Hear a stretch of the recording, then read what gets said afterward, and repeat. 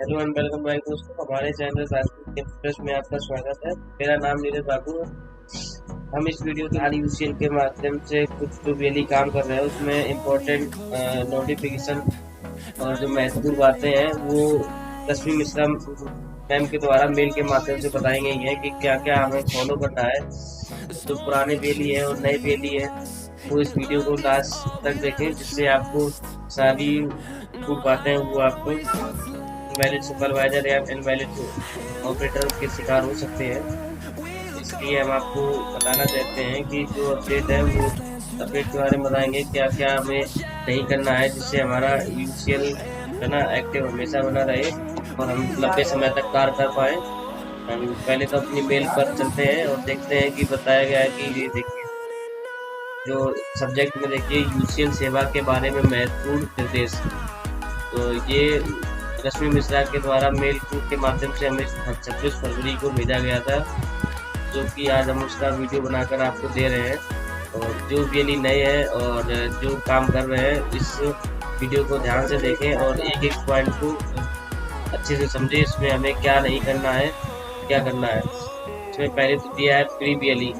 आप आधार यूजर में काम करते समय कृपया निम्न वीडियो का पालन करें। इसे ध्यानपूर्वक पढ़ें और निर्देश और शर्त कृपया पालन करें। बताया गया है कि इसको जो निर्देश एंड जो शर्तें हैं उनको कृपया पालन करना है, अन्यथा आपका भी मशीन कभी भी बंद किया जा सकता है। फर्स्ट में देख सकते हैं जीएससी बीसी द्वारा चलाए जा रहे आधार ऑनलाइन डोमोग्राफी अपडेट सेंटर के रेट चार्ट और अंदर बाहर दोनों होने चाहिए। यानी कि जो सीएससी द्वारा जो बैनर है वो आपको सेंटर के अंदर भी लगाना है और बाहर भी लगाना है। ये आपका मैंडेटरी है, ये आपको लगाना बहुत ही जरूरी है, जिससे कस्टमर को पता चल पाए कि क्या काम हमारे कितने पैसे में होगा। सेकंड में देख सकते हैं जो पंजीकरण बीसी जो सीएससी बीसी है ना वो यूसीएल पर कार्य करना है। यानी जहाँ पर आपका जो सीएससी से जो बीसी मिला है आपको बैंक बीसी, वहीं पर काम करना है। अगर अदर जगह जाकर काम करते हैं या फिर अदर कहीं, जैसे कि हमारा कहीं सेंटर था, इसके बाद हमने कहीं जाकर अपना यूसीएल चला रहे हैं, तो अगर ऐसी स्थिति में आपको जो यूआईडीआई की जो टीम आती है उसमें अगर आपका ये चीज़ पाई जाती है तो आपका तुरंत ही जो यूसीएल की आईडी है सस्पेंड कर दिया जाएगा। एंड सेकंड में देख सकते हैं आधार सिंक करते समय सेंटर नेम सीएससी आधार डेमोग्राफी अपडेट ही भरें। जैसे कि हम दिखाते हैं इसमें कि कहाँ पे आपको फिल करना है और ये कहाँ पे दिखेगा जो सीएससी आधार डेमोग्राफी अपडेट सेंटर। तो पहले तो आपको आधार की ऑफिशियल वेबसाइट पर आ जाना है और यहाँ पे देखेंगे कि गेट आधार में जाके लोकेट इनरोलमेंट सेंटर। एंड इसके बाद में अपने जो एरिया पिन कोड है यानी पोस्टल पिन कोड उसको फिल करना है। जैसे कि हमारा जो पिन कोड है अपना हम फिल कर ले रहे हैं और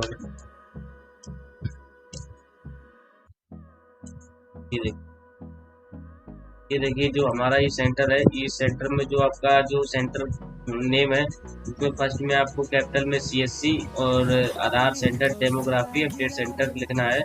इसके बाद में अपना जो आपके सेंटर का नाम है वो अपना लिख ले। इसके बाद जो नियर बाई यानी कि जो किसके पास में वो लिखे। इसके बाद में कहाँ पर हमारा सेंटर है, इस प्रकार अपना जो सीएससी का जो एड्रेस है आपको फिल करना है। नहीं, ये अगर नहीं करते हैं तो आपकी कभी भी आईडी बंद की जा सकती है। इससे यूआईडीआई को पता चलता है कि हमारा किस जो सेंटर है ये डेमोग्राफी अपडेट कर रहा है या फिर फुल आधार बना रहा है। इस वजह से ये करवाया गया है कि पता चल सके कि कौन आधार सेंटर पे अपडेट हो रहा है, किस पे एनरोलमेंट एंड अपडेट का दोनों का काम है। और फिर से आपका हम चौथे नंबर पे देखते हैं UIDAI and CSC SPB team द्वारा बीएलई केंद्र का कभी भी दौरा किया जाएगा। यानी कि जो यूआईडीआई और सीएससी एसपीबी की जो टीम है वो कभी भी आपके सेंटर पे आकर जांच कर सकती है और उसमें आपका दुर्व्यवहार जो अतिरिक्त शुल्क है, जैसे कि जो फिक्स जो 50 रुपए की फीस है उससे अगर आप एक्स्ट्रा लेते पाए गए तो आपकी CSC ID and UCL ID, इसमें ध्यान रखना है कि आपकी यूसीएल ही केवल नहीं बंद होगा और आप इसमें आपका सीएससी आईडी भी साथ ही तुरंत ही रद्द कर दिया जाएगा, क्योंकि आप जो है गलत काम कर रहे हैं। और इसमें 5th नंबर में देखते हैं, आधार अधिनियम 2016 के अनुसार संबंधित BC-BLE के खिलाफ FIR भी की जाएगी। यानी कि अगर ये आप कार्य करते पाए गए, CSC ID भी जाएगी एंड UCL की ID भी जाएगी। और इसके बाद में आपको ऊपर FIR यानी कि जो कार्रवाई है वो भी की जाएगी। इसके बाद में आपको जो 6/4/2000 के अनुसार जो UIDAI का जो वो MU के अनुसार आपको भ्रष्टाचार पर 50,000 से 1 लाख तक का जुर्माना भी देना होगा। ये आपको ध्यान रखना है कि ओवर चार्जिंग एंड जो कस्टमर है उससे आपको गलत व्यवहार नहीं करना है, जिससे आपका UIDAI की जो टीम आती है उसमें आप ये करते पाए गए तो आपको ये सारी बातों को आपको ध्यान रखना है कि ये चीज़ें नहीं होना चाहिए, नहीं तो आपका UCL एंड यानी कि अपना जो ऑनलाइन वर्क वाला जो आप समझे कि हम 7th नंबर में देखेंगे, सिर्फ ओरिजिनल दस्तावेज ही मानना है। यानी कि आपको फोटोकॉपी या फिर जो कलर फोटोकॉपी होती है कि कुछ कस्टमर हमने देखे हैं कि कुछ कैंडिडेट ऐसे होते हैं कि भाई जो मार्कशीट की कलर कॉपी करवा ली उसको लेके आ जाते हैं, भैया वही की फोटोकॉपी है। तो आप इस प्रकार इन्वॉल्वमेंट मत करें जिसमें आपको लगे कि हम ये डॉक्यूमेंट ओरिजिनल नहीं है। और डॉक्यूमेंट लगाने से पहले सारे डॉक्यूमेंट को जांचना एंड वेरीफाई करना वो आपका काम है। अगर आप ये नहीं करते हैं तो आपका UCL ID कभी भी बंद किया जा सकता है। और पहले भी बहुत से BLE invalid supervisor and invalid operator के शिकार हो चुके हैं, जिसमें डेमोग्राफी यानी कि जो आप दस्तावेज अपलोड करते हैं उसमें ही कमी जो कर रहे हैं।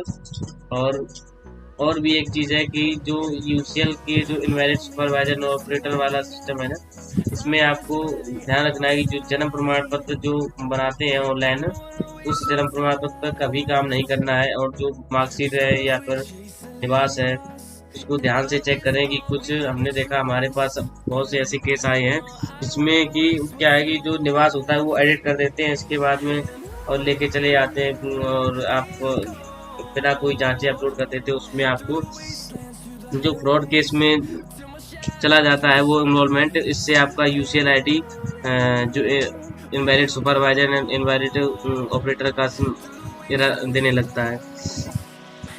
मैं भी बहुत पहले से काम कर रहा हूँ जिसमें मैंने आधार अपडेट भी करता हूँ, उसमें रिजेक्ट भी होते हैं। लेकिन जो गलत डॉक्यूमेंट यानी कि फ्रॉड केस में अगर जो डॉक्यूमेंट रिजेक्ट होंगे वो आप उससे आपका इनवैलिड सुपरवाइजर एंड ऑपरेटर का एरर आता है, ये ध्यान रखें। और इसके बाद में चलते हैं अगले पेज पर। लगातार बोले जाने के बाद UIDAI के नियम के विरुद्ध कार्य कर रहे हैं, जो कि अभी हमने बताया कि कुछ BLE जो ऐसे हैं कि आपके प्रत्येक इनरोलमेंट की समीक्षा UIDAI द्वारा की जाती है। यानी कि आप जो समझते हैं कि भाई जो हमने आधार अपडेट कर दिया इसके बाद में वो आधार भी अपडेट हो गया, इसके बाद में भी देखा जाता है जो डॉक्यूमेंट जांच किए जाते हैं कि BLE ने किस प्रकार के डॉक्यूमेंट लगाए हैं। आप सोचते हैं कि कैंडिडेट का तो काम हो जाएगा, वो निकल जाएगा पैसे देके एक बार, इसके बाद में आप फंस जाएंगे और आपका ID बंद हो जाएगा। तो ऐसा मत करें और आप एकदम ठीक से जांच करें और डॉक्यूमेंट को उसी अच्छे प्रकार से देख कर ही लगाएं, जिससे आप लंबे समय तक कार्य कर सकें। एंड इसके बाद में जो अगला स्टेप है इसमें देख सकते हैं, यदि किसी व्यक्ति के विशेष कोई दस्तावेज नहीं है, जैसे कि कोई डॉक्यूमेंट किसी भी प्रकार का नहीं, जैसे कोई भी जो व्यक्ति है आपके पास आधार अपडेट करवाने आया है, जैसे कि एड्रेस करवाना है, उसके पास किसी भी प्रकार के डॉक्यूमेंट नहीं है, आपको इसमें यह भी ध्यान रखना है कि जो क्या बोलते हैं कि इस दशा में आप UIDAI के जो एनरोलमेंट जो फॉर्म होता है, यानी कि जो स्टैंडर्ड फॉर्मेट जो फॉर्म होता है उसको आप देकर व्यक्ति का आधार अपडेट करवा सकते हैं। एंड अदर कोई डॉक्यूमेंट अगर यूज करेंगे तो उसमें आपका डॉक्यूमेंट एरर में रिजेक्ट हो जाएगा। इसके बाद में आप UIDAI द्वारा आपकी ID भी सस्पेंड कर दी जाएगी। तो आप ध्यान रखिए कि अगर उसके पास कोई भी डॉक्यूमेंट नहीं है तो आपको मात्र जो UIDAI का जो फॉर्म होता है उसको ही यूज करें, अदर कोई डॉक्यूमेंट लगाने की कोशिश ना करें। और इसके बाद में चलते हैं अगले स्टेप पर इसमें देखते हैं कि केंद्र पर सभी रजिस्टर होना अनिवार्य है। यानी कि जो UIDAI द्वारा जो UIDAI की टीम अगर दौरा करने के लिए अगर आती है और ये आपका नहीं पाया जाता है तो आपका UCL ID बंद कर दी जाएगी। इसके बाद में कुछ वेली क्या करते हैं कि जो रबड़ की फिंगरप्रिंट बनवा ली, इसके बाद में और सॉफ्टवेयर में कोई छेड़छाड़ करते हैं तो इस स्थिति में भी CSC ID यानी UCL ID दोनों ब्लॉक कर दी जाएंगी और जुर्माना वगैरह वो लगाया जाएगा वो अलग से। और इसमें आगे जाए वेली को रोजाना जैसे कि जो आपके पास जिस बैंक के PC के माध्यम से आपको UCL की ID मिली है उस पर रोजाना कम से कम 5 लेन देन करना अनिवार्य है। अगर इससे कम करते हैं या फिर आप नहीं करते हैं तो आपकी UCL ID बंद की जा सकती नहीं हो जाती है। क्योंकि हमारे डिस्ट्रिक्ट में एक वेली था जो UCL पर काम कर रहा था और उसके पास ICI का बैंक का BC था। उसमें उसने क्या किया कि UCL चालू हो गया, इसके बाद उसने BC पर काम ही करना बंद कर दिया, जिसके लिए उसकी ID 3 महीने के लिए सस्पेंड हो गई थी। अभी उसकी रीएक्टिव कर दी गई है, वो अभी काम कर रहा है। लेकिन ये ध्यान रखना है आपको, ऐसा नहीं कि आपको UCL मिल गया इसके बाद हम सोचते कि हम BC को यूज़ नहीं करेंगे, तो ऐसा भी नहीं होगा। आपको BC पर प्रतिदिन 5 ट्रांजेक्शन करने अनिवार्य है, अन्यथा आपकी UCL ID बंद कर दी जाएगी। वो फिर आप परेशान होंगे भाई, इनएक्टिव होने के बाद में बड़ी परेशानी से एक्टिव होती है। इससे हमने कुछ देखा है कि जो वेली भाई इनएक्टिव हुए थे अभी कुछ टाइम पहले और इसके बाद में उनका टाइम जो था उसका पूरा होने के बाद में दोबारा से एक्टिव कर दिए गए थे, तो अभी भी वो सही से काम नहीं कर पा रहे हैं। उसके बाद 10 से 15 दिन काम करते हैं, इसके बाद फिर से ID बंद कर दी जाती है। इसके बाद आप ये समझ लो एक बार आपका UCL सेंटर बंद हुआ तो आगे सोचे ही मत कि आपका दोबारा से चालू हो जाता है तो आप ठीक से काम नहीं कर पाएंगे। इसके बाद हम देख सकते हैं सेकंड लास्ट में Aadhaar centre banner rate list customer registered प्रत्येक UCL सेंटर पर अनिवार्य है। ये आपको मैंडेटरी है, ये करना आपको ये जरूरी है। इस वजह से हाईलाइट किया गया है UIDAI के द्वारा, यानी कि CSC के माध्यम से, ये आपको ध्यान रखना है। इसके बाद में जो कॉन्टैक्ट नंबर है इस पे आप टोल फ्री नंबर दिया गया है BLE के हेल्प के लिए, तो आप इससे डायरेक्ट जैसे कोई इशू होता है आपके UCL में या आप काम करने में कोई दिक्कत आ रही तो इस toll free number and email पर मेल करके डायरेक्ट आप जो अपना एरर है उसको सॉल्व कर ले सकते हैं। संपर्क करें तो आप उसमें भी आपकी ID इनएक्टिव की जाए। तो